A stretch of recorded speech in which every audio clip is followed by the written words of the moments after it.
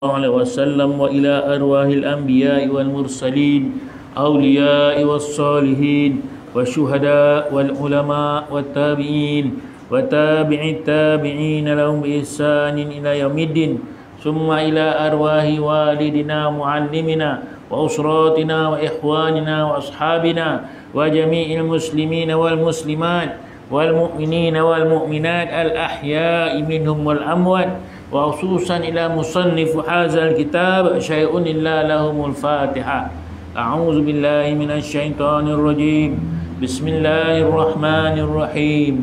الحمد لله رب العالمين الرحمن الرحيم مالك يوم الدين إياك نعبد وإياك نستعين اهدنا الصراط المستقيم صراط الذين أنعمت عليهم غير المغضوب عليهم ولا الضالين آمين.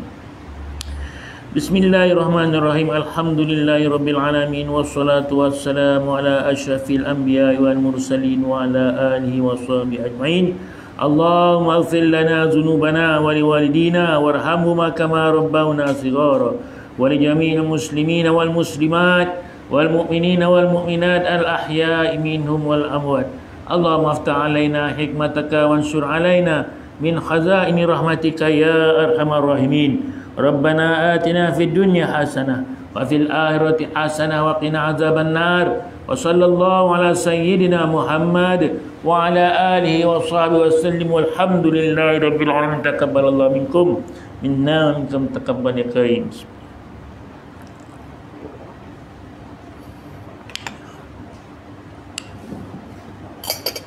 Bismillahirrahmanirrahim. Alhamdulillahirabbil alamin wa bihi nasta'in ala umuri dunya waddin wa ala alihi wa sahbihi ajma'in.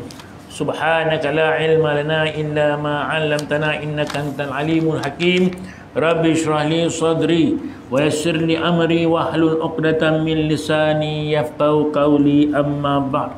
Yang dimuliakan Tuan Imam, Tuan Bilal serta sidang jemaah yang dirahmati Allah sekalian, alhamdulillah pada malam ini sekali lagi kita dipertemukan dalam bersama-sama kita berkongsi mengenai sebuah kitab yang bertajuk Golongan yang Tercecer di Sepanjang Jalan Dakwah, yang mana bahasa Arabnya Al-Mutasaqituna ala Tariqid Da'wah Kaifa wa Limaza. Kenapa dan mengapa, ya? Kenapa kita sentuh bab ni? Nanti kita tengok. Baik.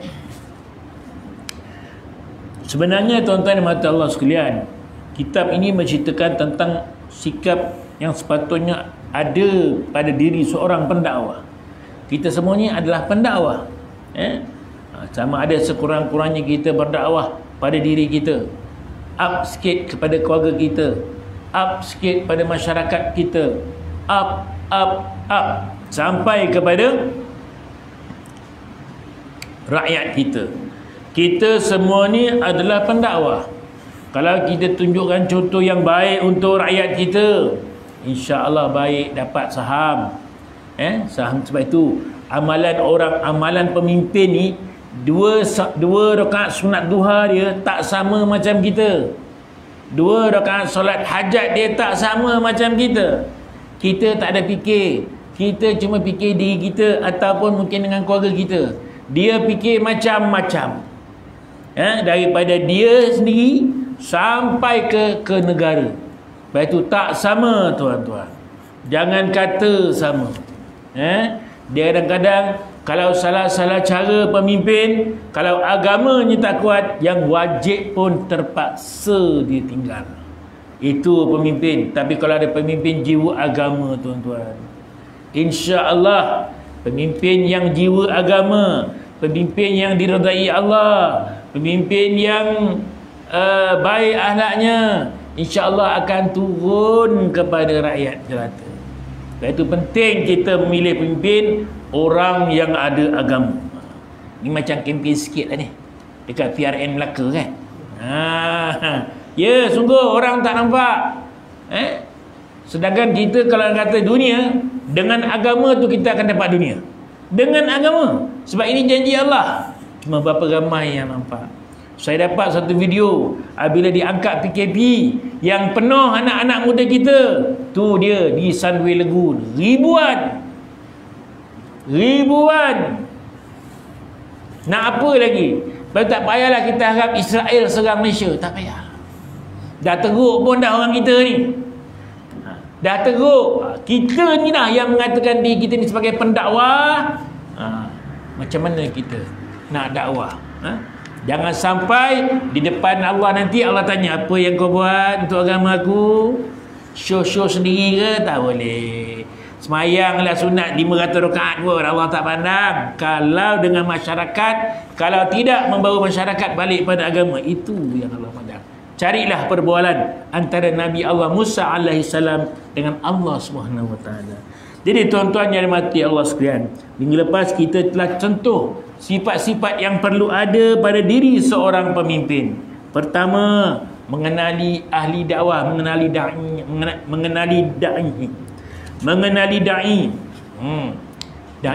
mengenali mudi apa?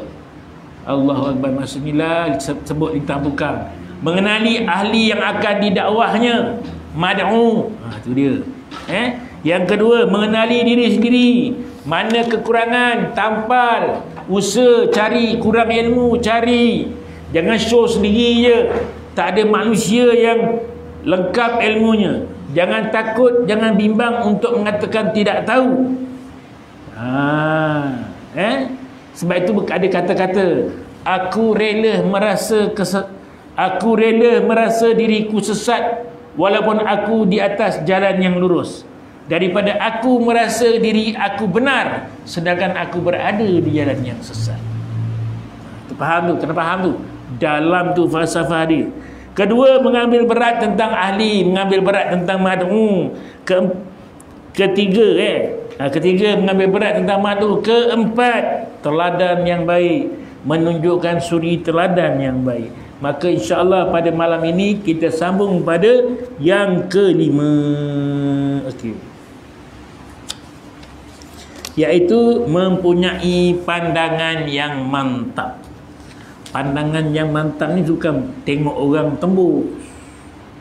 Pandangan yang mantap ni maksudnya satu benda tu dia nampak 3-4 langkah ke depan ataupun 10 langkah ke depan. Dia nampak begitu.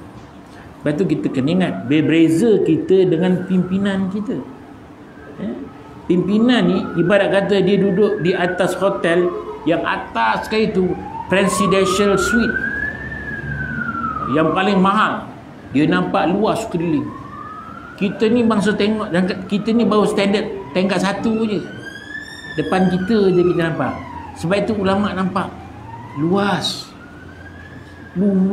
dia nampak.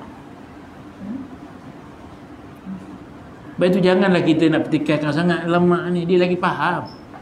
Kalau dia cakap ada nas, ikut. Ingat tuan-tuan, zaman sekarang musuh Islam dia nampak. Dia kata jangan diusik agama Islam, jangan diusik tentang Nabi Muhammad. Memang berperang. Tapi yang kita nak usik ialah orang yang nak bawa balik orang awam balik kepada agama, iaitu para alim ulama. Kita ungkit, kita timbulkan keraguan. Alamak, ulama ni pun bukannya maksum, ulama ni pun makan rasuah, dia ambil yang itu. Walaupun yang dicakap tu tak betul. Musuh Islam. Sebab itu penting kita orang Islam ni kena ada kefahaman yang mantap. Tak susah, pegang aja. Dia lagi faham, cukup. Dia lagi faham, senang.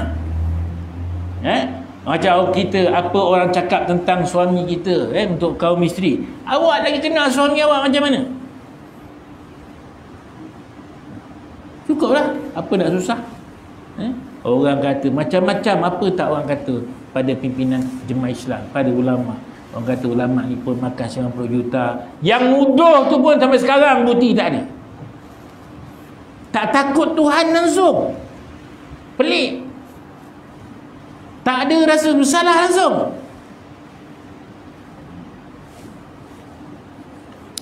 Keupayaan seorang pemimpin bertindak segera lagi tepat serta dapat menyelesaikan masalah dalam semua suasana dan keadaan akan dengan sendirinya mendapat penilaian dan kepercayaan ahli. Itu pentingnya pemimpin yang mantap pandangannya.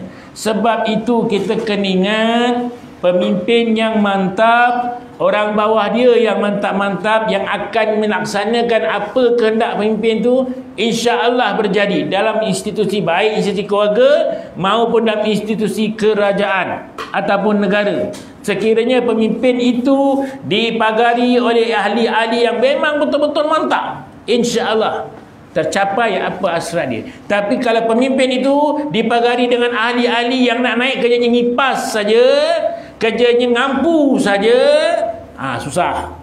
susah. Dia tak kerti buat kerja, tahunya nak jawatan, kerja pun tak kerti nak buat. Tak boleh. Tak boleh. Rumah tangga kita pun, kalau suami orang yang bagus kaki masjid, tapi bini kaki bawang, apa jadi? Siakap 3 rasa. Siakap dia sekarang malah kita sebut siakap ni. Kita cuma kata kita punya kepuasan sikit, takkan kau tak tahu harga. Tu je. Memang kita tak kata kedai tu, orang tu tokek tu betul. Kita kata takkan kau tak tahu harga. Tak bertanya ke nak makan pun. Alang kita kalau makan pun nak pergi KFC tengok harga dia. Oh ni barulah kita order. Ini kau main order je. Nasib lah kau, padan muka je. Bukan nak bila nak sebelah mana-mana. Baik, itu dia. Balik. Sebab itu penting pemimpin ni. Sebab itu pemimpin yang dalam dirinya ada jiwa agama, yang pandu dia, insya-Allah Allah Ta'ala.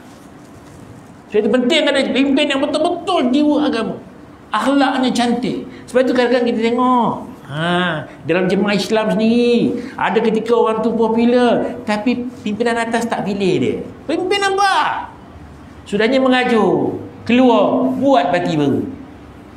Nampak? Pemimpin nampak. Bayangkan kalau orang macam tu nak duduk di atas. Bukan sikit pimpinan-pimpinan yang tak dapat jawatan, sudahnya turun ke bawah, merendah diri, menjadi amilin pada jemaah. Berapa ramai? Saya dimaklumkan siapa? Allahyarham Ustaz apa? Ustaz Hashim Yassin, ada lagi tak? Akak Harun Taib, yang katanya bila dia kalah pemilihan tu, esok pagi dia pergi pejabat, dia jadi tukang sapu. Tak ada masalah.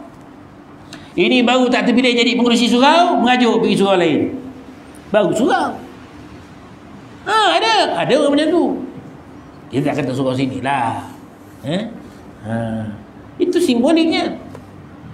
Sebab itu pemimpin-pemimpin ni, sebab itu pimpinan pimpinan jemaah Islam ni, memang dia dalam diri dia tu, dia serah bulat-bulat pada Allah SWT. Allah yang gerakkan dia. Allah yang gerakkan dia.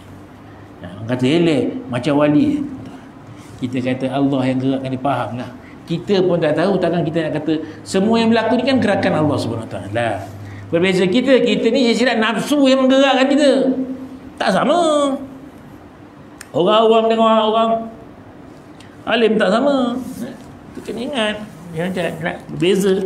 Tetapi sebaliknya, pemimpin yang tidak tegas dan teragak-agak akan menyebabkan timbul keadaan kucar-kacir, kurang kepercayaan dan kurang berkesannya kepimpinan mereka. Tengok macam mana satu ketika dulu ujian menimpa kepada Menteri Besar Selangor Tan Sri Khalid Ibrahim. Dituduh makan rasuah dengan datangkan bukti sebanyak 91 muka surat ke 91 pertuduhan, saya pun lupa, tapi 91 tu betul lah. Siapa yang membela, siapa yang bela, tengok siapa yang bela. Di saat orang lain kata betul lah salah, malah di kalangan pemimpin PAS tersebut pula tak apa pun percaya. Sekali bawa mahkamah kata apa? Tak ada kes. Malah orang yang menuduh tu kena mohon maaf, tak nak pula keluar kat TV. Tak lama kat TV. Lepas tu saya akan tengok muka orang tu dalam parlimen, menyampah aku. Ada lagi orang ni tak tahan tu. Siapa yang bela dia? Dia orang agama yang faham betul-betul. Bayangkan tuan-tuan, andai kata pimpinan jemaah Islam ataupun saya cakap lah, kita cakap terang-terang lah pimpinan PAS bersama-sama bersetuju nak mengatakan Tan Sri Khalid Ibrahim itu makan rasuah. Bayangkan, sedangkan keputusan mengatakan dia tak bersalah. Mana kita sebagai orang Islam nak letak muka kita? Bacaan pimpinan ahli macam-macam, banyak bacaan pimpinan, bismillahirrahmanirrahim, yang tidak selari dengan kehendak ahli. Malah kadang-kadang ahli-ahli kanan, ahli-ahli tertinggi sampai sudahnya mengutuk. Rupanya kendian ternyata betul. Apa nak cakap? Apa yang dikatakan oleh Rasulullah SAW adalah benar. Baginda pernah mengatakan, Inna Allah yuhibbul basar naqid inda warudu syubahati wal aqli kamil inda hujumus syahwat. Sungguhnya Allah kasih kepada penglihatan yang tajam di ketika berlaku kesamaran, dan Allah sukakan akal yang sempurna yang dapat menahan segala serangan hawa nafsu syahwat. Sebab tu kita tengok, kita kena faham, suka tak suka bila kita sebut bab ni terkait dengan istilah jemaah Islam. Suka tak suka, sejarah dah membuktikan satu dunia, kerana berapa banyak jemaah Islam yang banyak pimpinan-pimpinan dia gugur. Sebab apa? Sebab inilah, kadang-kadang nafsu syaitan mengusik hati. Tak diusik dengan harta, diusik dengan pangkat. Tak dapat pangkat, merajuk, turut keluar, jadi ahli yang beku. Sudahnya menyusahkan menyusahkan jemaah, satu kerja tak boleh buat. Siapa kena tuan-tuan? Bukan nak tuduh, bukan nak apa. Allah yarham Ustaz Azizan dah kena. Kalau kita cakap orang tak percaya, banyak pimpinan-pimpinan dah kena. Sebab itu penting, walaupun keliling kata salah, tapi bila mana dia kata betul. Sebab takut-takutannya itu hanya pada Allah SWT, bukan pada sokongan orang. Tak kira, benda salah tetap salah. Dia tetapkan salah. Dia kata tak boleh menteri besar orang perempuan, tak boleh lah. Jangan cerita banyak, jangan cerita banyak. Tak payahlah nak kata kami malu, dah jumpa, dah bincang, kami dah setuju, tiba-tiba kami bawa balik bentang pada pimpinan kata tak boleh. Tak payah, kau siapa? Cukup, pegang tu je. Orang tu cakap ada nas, dah cukup. Senang. Sebab tu kadang-kadang lebih senang cakap pada orang yang rasa diri dia tak pandai. Lebih senang bercakap pada orang yang rasa diri dia tak pandai daripada bercakap orang yang konon-konon yang pandai tapi satu hafal tak betul. Susah. Okey, orang tak pandai ikut, siapalah aku ni, kan?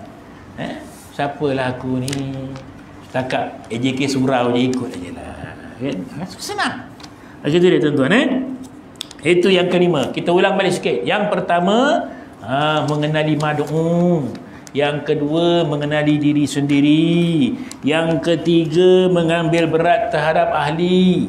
Yang keempat, menunjukkan teladan yang baik. Yang kelima, mempunyai pandangan yang mantap.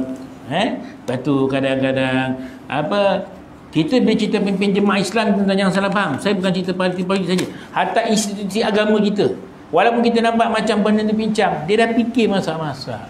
Macam kita semayang ni lah. Ada orang kata semayang macam papan dam ni macam dajal lah. Macam papan macam benda dah, kenapa tak rapat, kenapa patutnya mana nak dapat fadilat rapat sah. Kita kata agak-agaknya yang keluarkan arahan ni standard dah jahat apa. Bukan susah sangat, dia tu lagi faham. Engkau siapa? Engkau baru hidup, baru belajar agama, baru bernyidakkan diri dengan agama, pegang pun kitab fadilat-fadilat. Minta maaf cakap lah. Tiba-tiba kau cakap macam tu, apa ni. Lepas tu kadang kita sedih orang sekarang ni. Selebriti yang baru dijinakkan agama dalam dirinya, kata-kata dia boleh mengalahkan ulama tasawuf.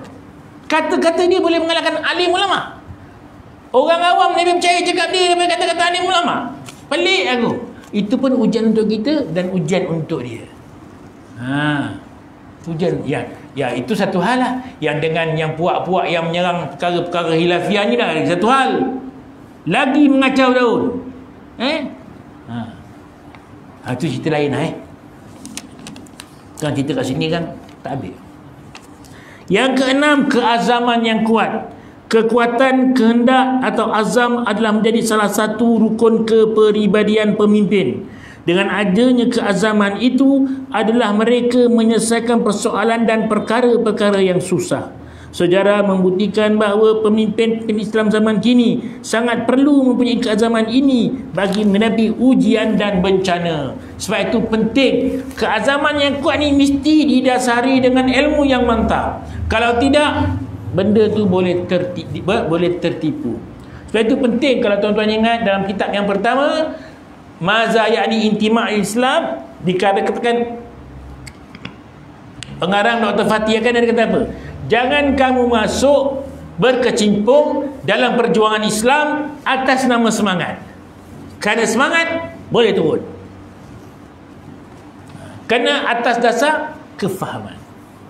Bila nak faham, carilah ilmu. Tak cukuplah dekat surau.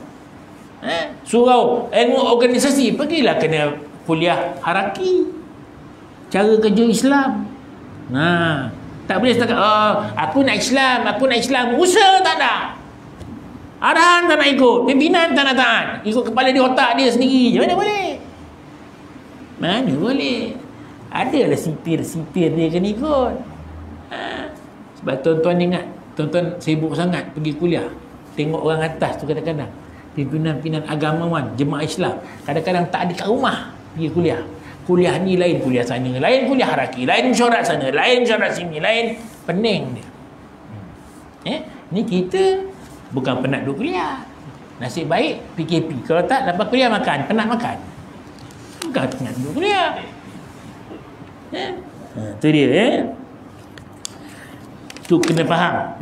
Keazaman yang kuat mesti didasari ilmu. Kalau pemimpin tu tidak ada ilmu agama, dia azam dia kuat. Tapi azam dia untuk apa? Sebab tu ada pemimpin yang mengatakan apa? Kami bukan nak bina Malaysia, kerajaan Islam di Malaysia. Dia sungguh ni orang Melayu Islam cakap ini. Kita bukan nak jadikan kerajaan Islam Malaysia ni. Seolah-olah dia menafikan bahawa kerajaan Islam tidak menjaga hak-hak orang bukan Islam. Dia lupa. Kenapa orang Nasrani lebih percaya pada tentera Islam? Kenapa? Baca sejarah dia. Baca sejarah. Mereka lebih percaya pada tentera Islam daripada tentera agama dia sendiri. Patutnya kita bina kerajaan Islam, tunjukkan model. Ini belum apa-apa dah cakap macam tu. Macam mana? Nampak? Bila bercakap tak didasari agama, satu. Bila yang bercakap dipimpin oleh orang yang bukan orang agama, itu dia. Sebab cakap dia kena selari dengan bos dia. Itu dia kena faham. Kena faham. Itu dia. Yang ketujuh, daya tarikan semula jadi. Ini adalah merupakan sifat tabi'i. Ini biasalah manusia kan.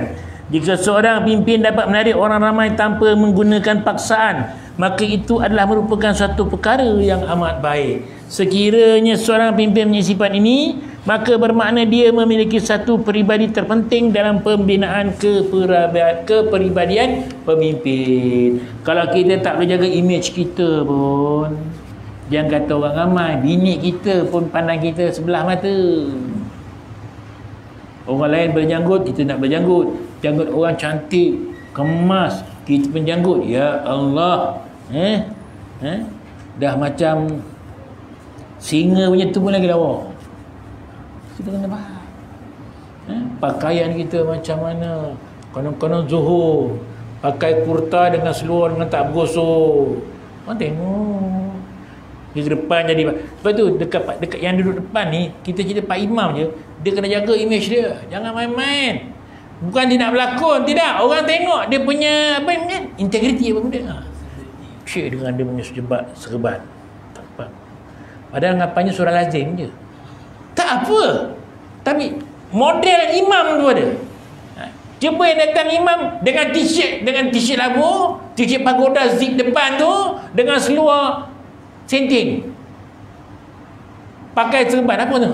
Ini Pak Imam kau. Itu pentingnya sebab semua jadi manusia penting. Sebab itulah kalau Pak Imam ada pakaian dia apa, Allah yarham Tuan Guru ni Aziz cakap apa, seorang ustaz ada pakaian dia, seorang guru ada pakaian dia, seorang Pak Imam ada pakaian dia, semua ada pakaian.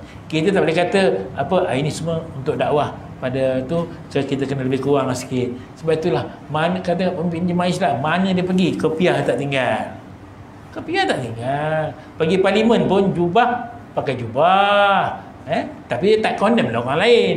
Maksudnya image tu kena jaga sebab orang tengok, tu dia.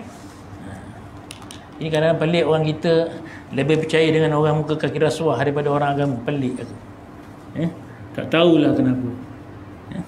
Tak tahulah kenapa. Sebut rasuah, semua orang tak suka. Betul? Walaupun saya kata awak yang kat depan ni, ada dua orang. Seorang ni disyaki rasuah, seorang ni memang tak makan rasuah. Tu disyaki je. Yang ni memang tak makan rasuah, kau tak nak pilih. Yang disyaki tu kau pilih. Yang disyaki tu ada kemungkinan. Tu maksudnya. Tu kena faham. Dunia. Dunia. Lepas tu apa? Tuan Guru cakap apa? Mungkin bukan zaman saya Islam bertapak, Islam naik. Mungkin zaman awak. Tapi saya bercita-cita Islam berada di atas pada zaman saya. Tak apalah, teruskanlah perjuangan kalau saya tak ada. Dia bukan nak menang. Teruskanlah perjuangan. Itu beza tuan-tuan. Pemimpin gerakan Islam atau jemaah Islam mencari peluang mana yang boleh menguntungkan agama. Betul orang cakap apa? Mandi 2 kolam. Mandi banyak kolam pun tak apa. Daripada kau mandi 1 kolam tapi kolam tai, dah lah kolam tai babi pula tu. Cakap terang, biarlah 10 kolam. Kolam Pak Mat, kolam Ali, kolam Abu, kolam ni, semua kolam-kolam tu kolam orang Islam. Bila dah kita kerap mandi, kita ngajak dia sama-sama jemaah kat surau, dia boleh ikut. Kita nak pelekehkan orang, mandi banyak kolam. Yang kau tu mandi 1 kolam tapi kolam tai babi tu nak buat apa? Kau cakap kasar lah. Kena cakap kadang ni, kena cakap betul. Sebab tu kadang-kadang pandangan, kalau kita politik, pandangan politik ni dia sentiasa berubah. Dia tengok keadaan. Tu kena faham, kan tengok keadaan. Zaman Rasulullah pun begitu. Siapa kata? Kenapa Rasulullah ketika Rom dengan Parsi Islam, Parsi Kristian ke Rom yang Kristian? Rasulullah mendoakan kemenangan orang Rom, kalau tak salah saya lah, ke Parsi itu pagan, dia agama Majusi kalau tak salah saya. Rasulullah Parsi Rasulullah salah satu Rasulullah doakan. Tak boleh lah. Itu kita kena faham lah yang mana untung. Baik jahat-jahat orang ni jahat-jahat orang ni, sembelih dia kita boleh makan. Baik-baik orang ni, baik, minta maaf cakaplah, baik macam mana pun kita dengan aling, sembelih aling kita boleh makan. Buruk menyampah kita mana dengan si Ali punya sembelihan kita boleh makan. Nampak tak? Nampak? Faham tu je dah. Okey, baik. Ke-8, penuh yakin. Sifat ini juga penting ada pada para pemimpin. Seorang pemimpin mesti sentiasa berkeyakinan dan lapang dada. Nak bagi keputusan mantap, tidak boleh berubah. Jangan kata sekejap bersama. Jangan kata pula dan pada masa yang lain nak sendiri-sendiri. Lepas tu ada pula yang kata boleh dipikirkan, jangan 3 penjuru. Macam mana kau cakap ni? Tapi orang yang berada kat tengah-tengah ni tuan-tuan memang susah. Tuan-tuan, kalau 3 orang sifat, salah seorang bersifat pendamai, yang pendamai itulah yang susah. Macam-macam orang kata. Dia akan kata ini batu api sini, ini batu api sini. Itu sebab kalau jadi orang ketiga, orang tengah-tengah ni memang susah. Kena banyak berlapang dada. Kadang-kadang yang belah kanan kutuk belah kiri, orang tengah-tengah diam, tak boleh sampaikan sebab nak baikkan kan. Kadang-kadang orang kiri kutuk orang kanan pun orang tengah-tengah diam sebab nak damaikan dua-dua orang. Kadang-kadang orang tengah ni terpaksa membohong dengan harapan Ali kirim salam pada engkau. Ya ke? Dia bantu aku? Tidak, dia cakap dia kirim salam pada engkau. Sebabnya tujuannya nak mendamaikan. Memang susah. Jadi tak heran lah. Tak heran. Memang susah. Yang itu kata mandi 2 kolam tu. Orang tak faham, makan. Agama belajar, suruh belajar agama, tak nak belajar, tapi cakap musuh agama, ikut. Okey? Berlapang dada. Berlapang dada, disuruhnya bertanding tempat tak boleh menang, tak apa. Tuan-tuan ingat kat Melaka tu 8 tempat tu boleh lepas boleh menang. Kenapa 88 orang tu nak bertanding? Bukan sebab dia nak, tuan-tuan. Ini bezanya jemaah Islam. Saya terpaksa cakap terang-terang, jemaah Islam ni beza. Kadang-kadang calon tu kita dah ada, kita bawa pada pimpinan, bawa pada majlis syura. Majlis syura ni di kalangan orang-orang yang bukan main-main amalan ni. Jangan cakaplah dia punya amalan macam mana. Majlis syura ni akan tentukan orang bertanding tidak bertanding. Kadang-kadang dia orang ni yang 8 ni tahu tak boleh menang, tapi dengan sebab sami'na wa ata'na, dengan arahan pimpinan, maka dia bertanding. Yang lain diserah pada Allah. Sebab itu kadang-kadang yang bertanding dekat Melaka ni, yang datang bantu orang Kedah, orang Johor, bantu, kita bantu. Menang kalah soal lain. Allah tak tanya kita menang kalah. Allah tanya apa kau buat, tu je. Allah tanya apa kau buat. Dapat buat dengan orang Melaka ni, macam mana kau nak pilih mana? Dia adalah cakap, dia kata, awak pula, kau pula kau nak pilih mana? Aku pilih mana agak yang ada bawa agama. Kenapa? Sebab Allah janji, orang yang kejar agama, dunia takkan lari. Diam dia. Ini janji Allah. Kau kejarlah agama. Bila mana kau kejar agama, dunia akan datang. Apa kau nak bimbang? Kau tak kebuluh lah. Kau nampak orang tabligh tu hidupannya sengkit, dia tak pernah kebuluh pun. Tak kau. Yang kau orang yang susah hati, pergi 40 hari tak balik-balik. Orang tak boleh tu relax je. Nampak? Kita pergi kambing 40 hari. Kambing 40 hari pergi. Tu kambing 40 hari, tuan-tuan. Saya difahamkan toki dia tu orang tabligh. Dia menaja tafiz main-main tu. Ingat orang tabligh singkit-singkit tu. Orang tabligh pun faham perjuangan Islam. Yang tak faham ni orang yang bawah-bawah ni. Yang konon-konon jom balik pada sunnah Nabi, sunnah Nabi, sunnah Nabi. Suruh vaksin tak ada. Ada, bukan semua, si bilangan kecil. Tak tabligh pun ramai yang tak vaksin. Apa nak heran? Saya tanya seorang ustaz, sesuatu yang membolehkan yang wajib itu terlaksana, maka hukumnya wajib. Jadi kalau anak-anak tak vaksin, tak pergi sekolah, tak campur dengan orang, maka menuntut ilmu itu adalah wajib, maka wajib dia vaksin. Seorang suami yang tak nak vaksin, dengan sebab tak nak vaksin, kena tindakan tata tertib.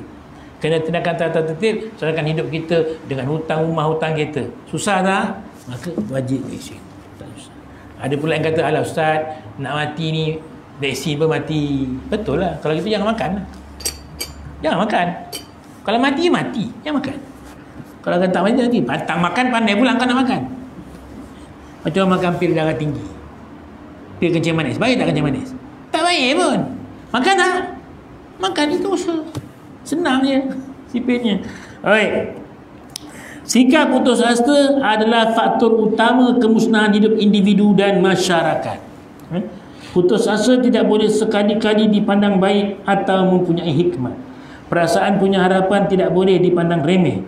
Harapan juga jangan diletakkan di bawah kongkongan perasaan, tapi mesti disamakan dengan akal dan takdir. Seorang pemimpin tidak ada boleh rasa sikit pun putus asa. Tak berjaya cara ni, buat cara ni. Tak berjaya cara ni, buat cara ni. Sebab itu tuan-tuan, saya teringat orang kata apa, orang PAS ni bertanding pilihan raya kalah pun macam menang. Pelik. Sebab apa? Kenapa? Buat kenduri, tomang lembu seekor. Apa pasal? Kalah. Kalah tomang lembu. Pelik. Ya tuan-tuan, saya tak bohong. Masa tempat saya dulu pilihan raya apa tu kalah. Malam tu kita buat jamuan, siap bakar ikan, bakar ayam, semua tu. Orang pelik. Kau ni menang ke kalah? Kalah. Kalah macam ni. Apa kita nak yang kita dah usaha? Tak menang tak apa lah. Apa nak pening kepala? Kita rangka lagi. Usaha lain. Baik. Bukan cerita tentang PAS saja. Jangan salah faham.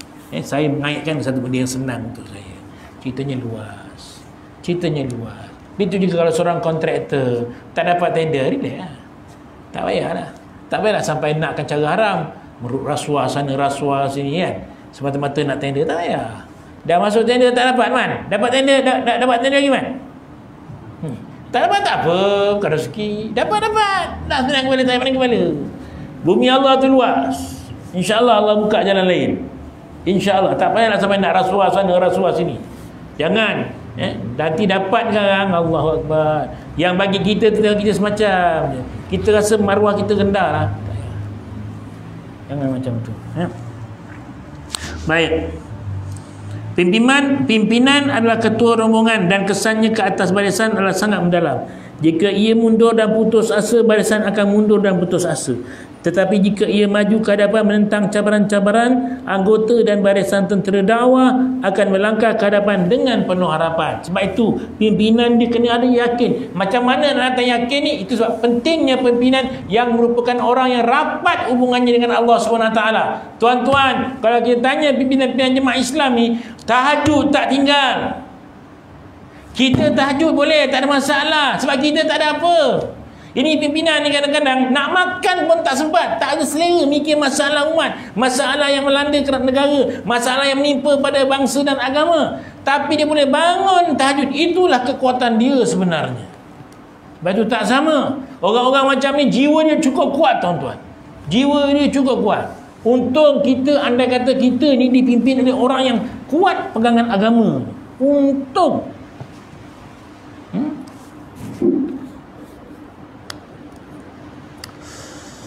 Antara contoh kelemahan pimpinan ialah satu kes di mana seorang pemimpin dalam sebuah jamaah Islam merasa serba salah kerana orang-orang di bawahnya dapat mengatasinya dari segi ilmu, pengetahuan, keupayaan mentadbir, keupayaan mentarbiah dan sebagainya. Akhirnya ia memencilkan diri dari mereka dan meneruskan tugas dalam kerja-kerja Islam dengan hanya mentarbiah budak-budak kecil. Ada juga tak?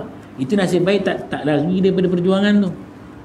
Dia tengok orang bawah dia semua hebat-hebat, dia terasa rendah diri. Tak boleh. Tuan-tuan, kalau kita nak kata hebat lah, ini kita akal mana hebat? Hijrah Rasulullah ke hijrah Sayyidina Umar? Mana hebat? Hijrah Rasulullah dengan Sayyidina Abu Bakar ke hijrah Sayyidina Umar? Yang nyuruh siapa? Yang nyuruh hijrah siapa? Hijrah Rasulullah dan Sayyidina Abu Bakar. Yang hijrah secara terang-terang siapa? Sayyidina Umar. Kenapa tak nak ikut Sayyidina Umar? Tapi Sayyidina Umar tu sendiri tidak merasakan dia lebih hebat daripada Rasulullah. Sebab dia tahu apa yang Rasulullah buat tu adalah dengan gerakan Allah SWT dan perintah Allah Ta'ala. InsyaAllah kadang-kadang kita je rasa syaitan bisik hati kita. Sedangkan orang bawah ni dia tahu dia ada kepakaran. Dia bantu kita. So terimalah. Tak payah kita nak terasa sangat. Cuma sebab itu penting kalau kita baca apa dia tentang fasal yang pertama, gejala keciciran di zaman Rasulullah, pada muka surat 52, peristiwa Abu Lubabah, jangan sampai mendahului pimpinan. Itu kita kena faham. Itu kita kena faham. Jangan sampai menjadi orang-orang yang merendah-rendah dan menjatuhkan pimpinan. Ada tak? Ada. Dalam jemaah Islam ke? Dalam jemaah Islam pun ada. Sebab selagi mana namanya manusia, selagi itulah hatinya akan sentiasa diusik dan dijentik oleh syaitan dan hawa nafsu. Itu biasa. Kita saya teringat, ini kata pengarang, seorang kawan yang pandai dan berjaya mengumpul pemuda-pemuda untuk ditarbiyah dan menjadikan mereka untuk melakukan kerja-kerja amal Islami. Dia dapat mengadakan unit-unit untuk amal Islami di beberapa tempat. Tetapi malangnya dia tidak dapat mengembangkan unit-unit itu ke peringkat yang lebih tinggi. Kemudian yang baik, itu dia. Ada ke orang macam tu? Tak perlulah putus asa. Jangan. Tuan-tuan, saya nak sebutlah. Sedihnya kalau sebut nama, saya tak nak sebut nama orang ni. Sebab tapi orang-orang kecimpung cukup tahulah. Dialah terlibat dengan penubuhan pasti. Dialah yang beria dengan usaha-usaha kebajikan. Dialah yang bersama dengan jemaah Islam, dengan pemimpin. Tak miss. Orang yang menghidupkan usra'ah, kuliah duha, tak miss. Tiba-tiba hatinya dijentik oleh hawa nafsu, atau mungkin juga kita berkata dijentik oleh syaitan, dia tinggalkan jemaah Islam. Meninggal pun namanya. Sedih. Okay, kan? Sebaik-baik manusia. Pada saya sebaik-baik manusia. Bila mana dia memikirkan logik mengatasi. Kita kena faham, bukan kita nak menyalahkan. Kita kena tengok, adakah perbuatan kita ini menguntungkan Islam? Adakah perbuatan memecah belahkan kekuatan Islam itu menguntungkan Islam? Nampak kan tu? Walaupun orang kata logik, jemaah ni dah tak betul lah, kita buat jemaah baru. Tapi adakah kita akan menguntungkan Islam? Bila mana kekuatan Islam itu kita pecah kepada dua. Itu kena baca. Lepas tu kadang-kadang ulama-ulama ni menahan diri. Ingat apa, zaman sahabat-sahabat, zaman kerajaan Islam, semuanya pembinaan Islam tu ada ke yang zalim? Ada ke ulama sampai dibunuh? Tapi tak ada diajak rakyat bangun menentang maharaja yang zalim. Raja yang tak ada. Sebab kalau kita zalim lah, Sayyidina Ali tu zalim tak? Sayyidina Ali zalim tak? Matinya macam mana? Mati Sayyidina Ali macam mana? Bukan dibunuh. Siapa yang bunuh? Adakah orang kafir? Bukan. Orang Islam juga. Sayyidina Osman mati apa? Mati dibunuh. Siapa yang bunuh? Sebab itu kata ulama menegur. Bila kata teguran tu memang kena sabar. Jangan kita terpengaruh dengan budaya revolusi, tuan-tuan. Macam Mak Saleh tunjuk kita revolusi Perancis, revolusi itu. Sudahnya masing-masing ada kepentingan dalam yang dia hendak. Sudahnya. Islam tak ajar macam tu. Islam ajar sabar. Tegur, sabar. Tegur, sabar. Sampai pilihan raya, kasih ajar sama dia. Ini Islam ajar. Itu cara betul. Itu dia tuan-tuan. 8 sifat yang mesti ada dalam diri seorang pemimpin. Pertama tadi mengenali mad'u, kedua mengenali diri, ketiga mengenali ahli, keempat apa Bat?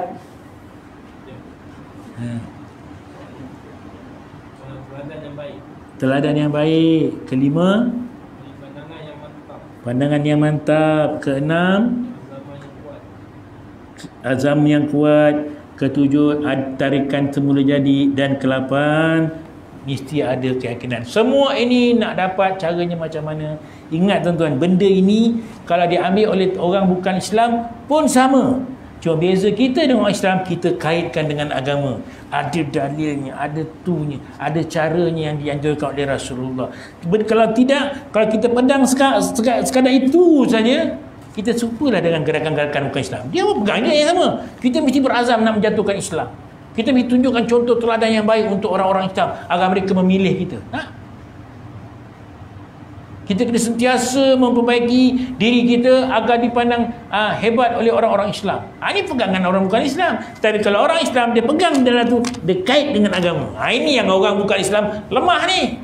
Lemah ni sebab itulah. Sebab orang Islam ni ceritanya sikit-sikit tak lari dari agama. Itu dia, lemah dia dengan orang Islam. Jadi tuan-tuan yang mati Allah sekalian, rasanya cukuplah setakat itu untuk malam ni. InsyaAllah pada akan datang kita akan kupas pula tajuk kedua, sebab-sebab yang berkaitan dengan anggota individu. Kenapa kadang-kadang kita ni, saya tak cerita tuan-tuan, Ustaz malam ni ada mesyuarat. Alah, lemahnya. Lemahnya. Ya. Ustaz, kita kena buat usrah. Alamak, dah lama tak usrah. Macam beku. Ya. Kenapa? Tu dia. Sebab kita selagi mana kita, namanya manusia, iman kita sekejap naik, sekejap turun. Naik turun okey lagi. Jangan naik turun. Itu masalah. Jadi saya suka sangat tutup malam ni. Kita ada dengan bacaan tasbih kifara dan suratul Asr. Subhanakallahumma asyhadu an la ilaha illa anta astaghfiruka wa atubu ilaik. Bismillahirrahmanirrahim. Wal asr innal insana lafi khusr illa allazina amanu wa 'amilus solihat wa tawasaw bil haqq wa tawasaw bis sabr. Sadaqallahu azim wa billahi taufiq wal hidayah. Wassalamualaikum warahmatullahi wabarakatuh. Takbir. Allahu akbar. Ya.